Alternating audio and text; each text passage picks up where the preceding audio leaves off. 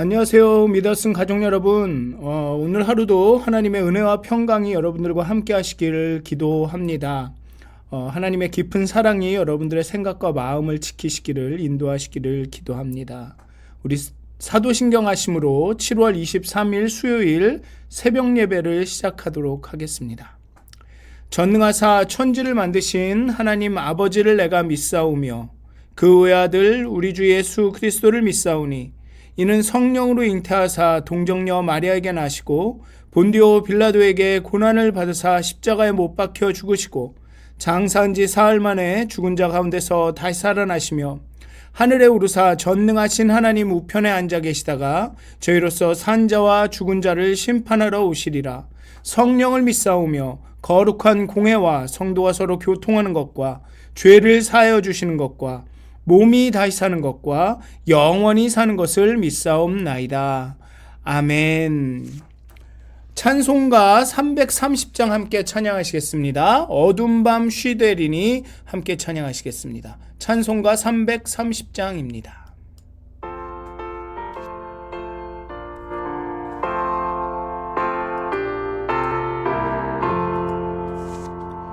어두운 밤 쉬되리니 내 집은 지켜서 창이수 내칠 때에 일찍 일어나 해돋는 아침부터 힘써서 일하라. 일할 수 없는 밤이 속히 오리라. 어두운 밤 쉬되리니 내 집은 지켜서 일할 때 일하면서 놀지 말아라. 낮엔 수고하라.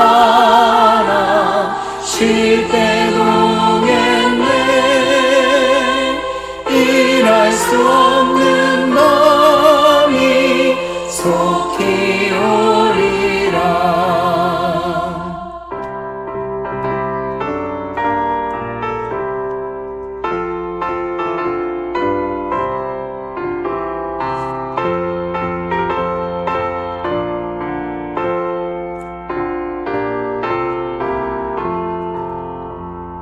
어두운 밤 쉬되리니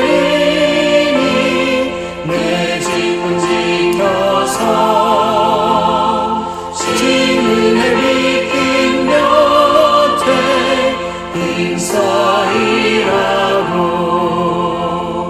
그 빛이 하여서 어둡게 되어도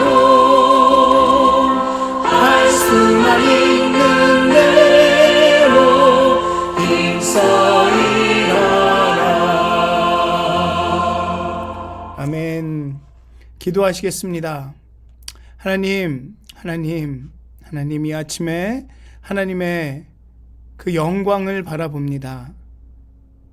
십자가를 통하여서 부활하셔서 그 영광의 보좌에 앉으신 통치하시는 우리 주인 예수님을 바라봅니다. 그 예수님의 열심을 담기를 소원합니다. 그 모든 고난과 고통과 핍박과 그 무시함 가운데서도 하나님이 주신 그 한 가지 사명을 잊지 않으시고 죽기까지 순종하신 예수 그리스도를 본받기 원합니다. 하나님, 우리 마음에 다시금 하나님을 향한 갈급함을, 하나님을 향한 열심을 회복시켜 주시옵소서.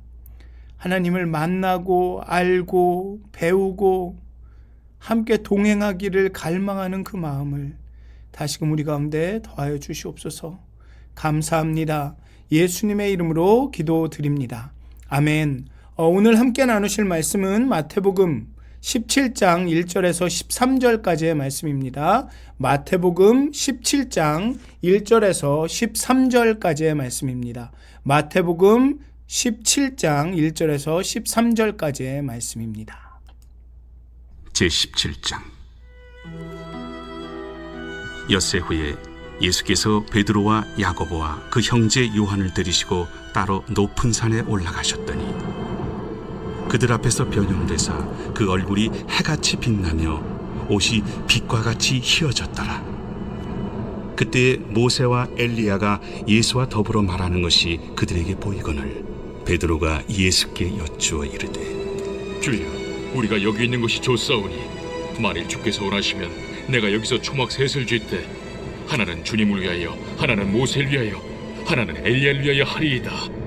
말할 때 호련히 빛난 구름이 그들을 덮으며 구름 속에서 소리가 나서 이르시되 이는 내 사랑하는 아들이요 내 기뻐하는 자니 너희는 그의 말을 들으라. 제자들이 듣고 엎드려 심히 두려워하니 예수께서 나와 그들에게 손을 대시며 일어나라, 두려워하지 말라. 제자들이 눈을 들고 보매 오직 예수 외에는 아무도 보이지 아니하더라. 그들이 산에서 내려올 때 예수께서 명하여 이르시되 인자가 죽은 자 가운데서 살아나기 전에는 본 것을 아무에게도 이르지 말라. 그러면 어찌하여 서기관들이 엘리야가 먼저 와야 하리라 하나이까? 엘리야가 과연 먼저 와서 모든 일을 회복하리라. 내가 너희에게 말하노니 엘리야가 이미 왔으되 사람들이 알지 못하고 임의로 대우하였도다.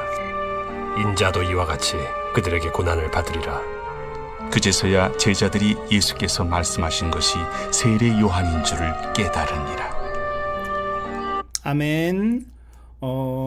앞에서 계속적으로 나타나는 것처럼 베드로는 아주 훌륭한 정말 역사의 길이 남을 고백을 합니다만 계속적으로 예수님보다 앞서 나가려고 합니다. 오늘 본문에서도 예수님보다 베드로는 앞서 나가려고 하죠. 그런 베드로에게 하늘에서 음성이 들립니다. 그의 말을 들으라. 그의 말을 들으라. 제자는 예수의 길을 제시하는 자가 아닙니다. 오병이어에서 나타나듯이 생산자가 아닙니다. 따르는 자들이고 나눠주는 자들입니다.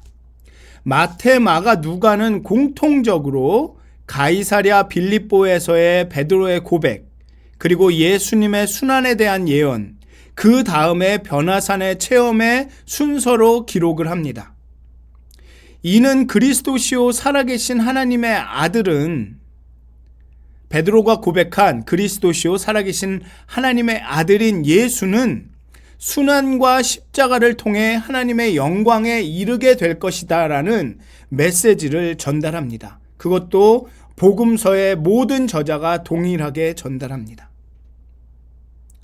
그리고 죽기 전에 왕권을 가지고 오는 것을 볼 자들도 있을 것이다 라고 앞부분에서 말한 그것은 성금요일의 사건과 부활과 오순절을 통해 인자가 참으로 왕이라는 사실이 분명해질 때까지 살아있는 사람들이 있을 것이라는 의미로 받아들이는 것이 더 나을 것 같습니다. 물론 논쟁이 많습니다. 이 이야기만 갖고도 16장의 마지막 그 구절로만 갖고도 한참을 얘기할 수 있지만 그 죽기 전에 왕권을 가지고 오는 것을 볼 자들도 있다라는 것을 예수님의 그 순환과 부활, 오순종을 통해서 정말로 예수님이 참 왕이었다라는 것을,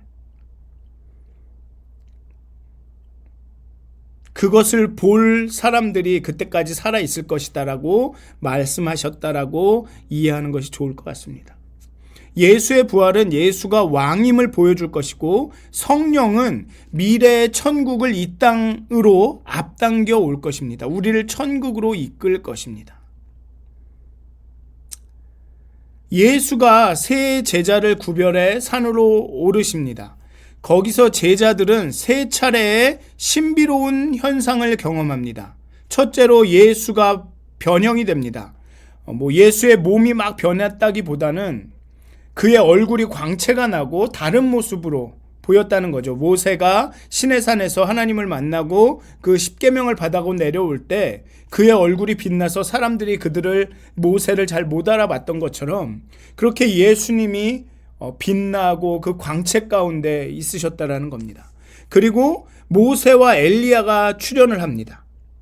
그리고 천상의 목소리가 연속적인 사건으로 등장합니다. 이런 신비로운 현상을 예수의 세 제자들은 경험을 합니다. 여기서 그 많고 많은 제자와 선지자들 중에 모세와 엘리야가 예수님의 이 변화산의 사건에 나타난 이유를 여러 가지로 설명을 합니다. 첫째로는 모세는 율법을 대표하고 엘리야는 선지자를 대표한다는 것입니다. 율법과 선지자들이 오리라 하던 그 메시아가 예수님을 강조했다는 것입니다. 구약 선지자서 중에 엘리야를 대변하는 어떤 그 선지서가 없다는 것이 좀 이러한 해석에 이러한 설명이 뭐라 그럴까요? 그 합당하지 않다라는 그런 반론을 제시하게 합니다. 그리고 또 다른 모세와 엘리야가 출현한 또 다른 이유는 에녹을 포함해 죽음을 보지 않은 사람들입니다. 모세는 죽었지만 매장을 하나님이 하셨습니다. 모세의 무덤을 발견하지 못했습니다. 그래서 에녹을 포함해 이 두 사람은 모세와 엘리야는 죽음을 확인할 수 없다. 이 점에서 두 사람이 있다 라고 얘기하기도 하고, 세 번째로는 시내산에서 하나님과 이야기한 두 사람입니다. 그리고 네 번째로 메시아가 올 때 함께 올 것이라, 미리 올 것이라 기대되는 두 사람입니다. 아마도 이 마지막 이유가 가장 적합할 듯합니다. 어쩌면 모세도 그렇고 엘리야도 그렇고 많은 거절과 고통을 당합니다. 하나님이 주신 사명을 수행하는 가운데 거절과 고통과 어려움을 당합니다. 아마 이 두 사람이 메시아의 미리 올 것이라, 메시아와 함께 올 것이다 라고 예언된 이유는, 다른 말로는 예수님도 그렇게 하나님이 주신 사명을 수행하는 가운데 거절과 고통을 당할 것이다 라는 것을 보여준다라고 볼 수도 있습니다. 그 영광 가운데 지금 나타난 베드로와 제 세 제자들이 경험한 그런 영광과는 다르게 모세와 엘리야의 존재가 예수님도 그런 어려움과 고통과 거절을 당할 것이다라는 것을 암시한다는 거죠. 근데 베드로는 그것을 이해하지 못한다는 겁니다. 아직은. 예수께서는 베드로와 요한과 야고보 세 제자들에게만 영광스럽게 변모한 자신의 모습과 모세와 엘리야와 대화하는 모습을 보여주십니다. 이게 무슨 뜻일까요? 십자가의 예수께서 영광스럽게 부활하실 것이라는 약속이 반드시 이루어질 것임을 보여주신 것이 아닐까요? 십자가의 소식에 두려워하고 의심하고 있을 제자들을 격려하시기 위함이 아닐까요? 모세와 엘리야의 등장은 이제 예수를 통해 새로운 출애굽과 새 언약 시대 도래의 때가 이 예수를 통해 임했음을 보여주는 것은 아닐까요? 예수님은 바로 직전에 당신이 고난을 받아 십자가에 달려 죽은 후에 3일 후에 부활할 것이다 라고 말을 했습니다. 그런 제자들에게 그 부활의 영광이 어떤 모습일지를, 그리고 자신이 겪어야 할 그 고난과 십자가가 당연한, 그 율법과 선지서의 예언이 이루어지는데 당연한 과정임을 이 사건으로 보여주는 것은 아닐까요?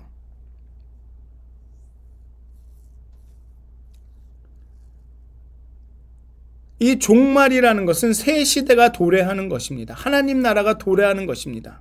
그런데 그 실체는, 하나님의 나라는 십자가를 통과해야 온다라는 거죠. 단순히 이 환한 영광의 빛에 눈이 멀면 안 된다는 것입니다. 그 고통 때문에, 그 예수님이 당하실 그 십자가의 고통이 걸림이 돼서는 또 안 되지만, 그 영광의 빛에 그 눈이 멀어서 고통을 외면해서도 안 된다는 것입니다. 베드로는 이 변화의 의미는 묵상하지 않은 채 그 고통의 십자가, 고난과 십자가를 통과해서 변화된 모습으로, 영광의 모습으로 변화될 것이다라는 것을 묵상하지 않은 채 영광스러운 변모 자체에만 집중을 합니다. 하나님 나라의 약속이 성취되는 줄 알고 여기에 세 분을 위해 초막을 짓겠다라고 제안합니다. 하지만 하늘은 그에게 이는 내 사랑하는 아들이요 내 기뻐하는 자다라 말하면서 예수의 말을 들으라고 대답하십니다. 나서지 말고 제발 예수의 말을 들어라. 십자가를 외면한 채 변화산에 예수를 묶어두려는 시도를 중지하고 어서 자기 십자가를 지고 따르라는 예수의 말을 들으라고 하시는 겁니다. 하나님의 영광은 예수의 십자가를 통과하고서만 온전히 성취될 수가 있습니다. 영광의 신학은 잘못된 것은 아닐지라도 반쪽짜리 신앙인 것입니다. 예수님은 우리가 가르치고 일깨우고 설득해야 할 뿐이 아니라 듣고 배우고 설득당하고 순종해야 할 하나님의 기뻐하시는 아들이요 우리의 왕이십니다. 근데 우리는 자꾸만 예수님 고통은 안 됩니다. 십자가는 안 됩니다. 영광이 더 낫습니다. 영광의 길로만 가시면 됩니다. 라고 말한다는 겁니다. 우리는 베드로처럼 자꾸만 예수님 앞서 나가려고 한다는 거죠. 예수님 앞서 나가면서 예수님 이 길입니다. 따라오십시오. 라고 말한다는 겁니다. 그런데 영광을 봤다면 예수님이 장차 받으실 그 영광을 봤다면 십자가의 고통을 좀 더 쉽게 받아들일 수 있어야 되는 거죠. 그것 때문에 어쩌면 예수님은 이 변화산에 이 사건을 베드로와 이 제자들에게 보여주셨는지도 모릅니다. 그렇게 영광을 알았다면 얼른 십자가로 나아가야 합니다. 산 아래로 내려가야 합니다. 골고다로 올라가야 되죠. 그 영광의 변화산에서 그 영광의 모습을 경험했다면 산 아래로 내려가서 이제는 십자가를 지고 그 골고다로 올라가야 합니다. 그 골고다 너머에 있는 그 영광의 그 산을 바라보면서 그렇게 가야 되죠. 그런데 베드로는 그냥 그 영광의 산 위에 머물기를 원합니다. 예수의 메시아됨에 확신을 더하기 위해 메시아 전에 엘리야가 오리라는 예언이 성취된 것이 바로 변화산에서 엘리야가 나타난 사건인지 묻습니다. 산에서 천상의 존재 엘리야를 봤던 그들은 종말의 도래를 확신합니다. 그런데 예수님은 아직도 침묵을 명령하십니다. 제자들의 질문은 그리하면 여기 보면 10절에 보면 그러면 어찌하여 서기관들이 엘리야가 먼저 와야 하리이까 하나이까? 라는 질문은 무엇이냐 하면 엘리야가 왔는데 왜 비밀로 해야 합니까? 라는 질문입니다. 아무에게도 이르지 말라 했는데 자기가 봤지 않습니까? 엘리야도 오고 모세도 오고 그러면 메시아가 온 게 맞는 거 아닙니까? 엘리야가 온 것이면 메시아가 온 것이 맞고 이제 예수님은 영광에 이를 건데 왜 말하면 안 됩니까? 라고 말하는 겁니다. 왜냐하면 예수님은 십자가를 지나가셔야 되는 겁니다. 그것이 없이는 온전한 영광이 아니죠. 그런데 베드로는 이미 영광이 이르렀다고 생각을 하는 겁니다. 그래서 만약에 베드로가 산을 내려가서 이 이야기를 사람들에게 퍼뜨린다면 아마 모든 사람들은 예수를 왕으로 세우려고 하겠죠. 그러니 아무에게도 이르지 말라라고 말씀하시는 겁니다. 예수님은 그가 아니라 세례 요한이 바로 오리라고 예언된 그 엘리야라고 해석해 주십니다. 이는 그 세례 요한이 예언한 메시아가 바로 자신이라는 암시를 주는 말씀입니다. 그리고 더 나아가서 그가 권력자들에게 임의로 대접받다 죽었듯이 이제 예수도 그와 같은 십자가의 길을 걸어가야 된다라는 것입니다. 요한이 권력자들에게 잔치 가운데 아주 그렇게 비참한 죽음을 맞이했듯이 이제 예수도 그와 같은 십자가의 길을 걸어가야 한다고 예수님은 말씀하시는 겁니다. 이미 엘리야가 와서 메시아의 길을 준비했다. 그 길은 영광에 이르는 길이기는 하지만 죽음을 통과해야 하는 길이다. 아직 예수가 영광에 이를 때가 되지 않았다. 라고 말씀하시는 겁니다.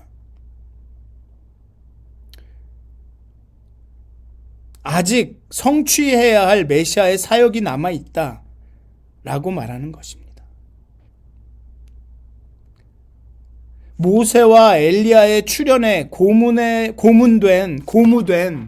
모세가와 엘리야가 출현했기 때문에 막 흥분한 사람들이 세워주는 왕의 영광은 아직 그 영광은 정말 때가 아니라는 거죠. 그 영광은 예수님이 취하실 영광하고 전혀 다르다라는 겁니다. 이를 위해 예수는 제자들과 함께 산에서 내려오십니다. 그러니 침묵해야 합니다. 지금은. 그가 메시아라는 사실만큼 중요한 것은 무엇이냐면 그가 어떤 메시아인가라는 겁니다. 그냥 영광만을 누리는 메시아인가? 아니면 십자가를 통한 그 영광에 이르는 메시아인가? 바리새인과 서기관과는 메시아인가 아닌가가 문제입니다. 하지만 예수를 메시아로 인정하는 사람들 사이에서는 이제 어떤 메시아인가가 문제인 것입니다. 기대가 다르다라는 거죠. 그래서 베드로에게 자꾸만 사단아 뒤로 물러나라. 제발 좀 아무에게도 이르지 말라. 나서지 좀 말라라고 말씀하시는 이유는 베드로가 아직 그 메시아가 무엇인지, 예수의 사역이 무엇인지, 요한이 예수의 길을 준비하고 있다라는 것이 무엇인지 아직 온전히 이해하지 못하고 있습니다. 우리도 어쩌면 그런지도 모릅니다. 예수님이 우리에게 베푸신 구원이, 사랑이, 은혜가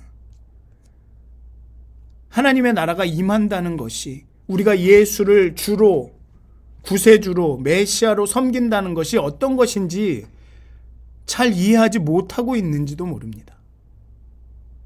그저 예수님을 우리 인생을 책임져 주는, 우리 인생을 평탄한 길로만 인도해 주는, 우리 자식들이 잘 먹고 잘 살게 해주는, 명예를 얻게 해주는 그런 분으로, 그런 구세주로 우리가 섬기고 있는 것은 아닌지. 어제도 말씀드렸듯이, 아닌가요? 며칠 전인가, 지난주인가요? 예수님은, 복음은 위험한 겁니다. 복음은 불편한 겁니다. 예수님은 위험한 분입니다. 근데 자꾸만 예수님을 우리가 이렇게 워터다운 하는 것은 아닌지, 우리가 자꾸만 베드로가 돼서 예수님 그 길이 아니에요, 그 길은 힘들고 어려운 길입니다, 그런 길은 원하지 않습니다, 우리 영광의 길로만 갑시다 하고 있는 것은 아닌지, 우리의 신앙을 다시 한번 돌이켜 봐야 되지 않을까 싶습니다. 정말 우리가 예수를 예수로 보고 있는 것인가? 우리가 하나님을 정말 하나님으로 섬기고 있는 것인가? 하나님을 우리의 욕구와 욕망과 우리의 목표와 우리의 철학을 이루는 어떤 도구로 사용하는 것은 아닌가? 정말 우리가 하나님 나라의 가치와 삶을 살아내려고 하고 있는가? 좀 고민해 보시는, 생각해 보시는 오늘 하루가 되시기를 주님의 이름으로 축원드립니다. 기도하시겠습니다. 하나님, 예수 그리스도의 영광은 십자가를 통하지 않고는 이룰 수 없습니다. 예수 그리스도의 영광은 오직 고난과 고통을 통해서 성취됩니다. 때로는 너무나도 세상의 기준과 생각과 맞지 않습니다. 더군다나 요즘은 아무도 그 고통과 고난을 스스로 겪으려고 하지 않습니다. 그래서 어쩌면 더욱더 우리 기독교가 힘을 잃는지도 모르겠습니다. 왜냐하면 그리스도인들조차도 편의와 편리를 찾아가기 때문에 그렇습니다. 하나님, 우리의 신앙이 정말 예수를 닮아 자신을 부인하고 그 십자가를 지고 따라가는 그런 제자의 도를 걷기를 원합니다. 하나님, 그의 말을 들으라 라는 하나님의 말씀을 들어 정말 예수 그리스도가 이 땅 가운데서 보여주신 그 삶의 모양과 그 가치와 기준을 따라 살아갈 수 있도록 하나님 우리를 깨우쳐 주시고 인도하여 주시고 또한 그렇게 살 수 있는 힘을, 용기를, 열정을 더하여 주시옵소서. 감사합니다. 예수님의 이름으로 기도드립니다. 아멘. 하늘에 계신 우리 아버지여, 이름이 거룩히 여김을 받으시오며 나라가 임하옵시며 뜻이 하늘에서 이루어진 것 같이 땅에서도 이루어지이다. 오늘 우리에게 일용할 양식을 주시옵고 우리가 우리에게 죄 지은 자를 사하여 준 것 같이 우리의 죄를 사하여 주시옵고 우리를 시험에 들게 하지 마시옵고 다만 악에서 구하시옵소서. 나라와 권세와 영광이 아버지께 영원히 있사옵나이다. 아멘. 오늘도 행복한 하루가 되시길 기도합니다. 계속 기도하시면 좋겠습니다.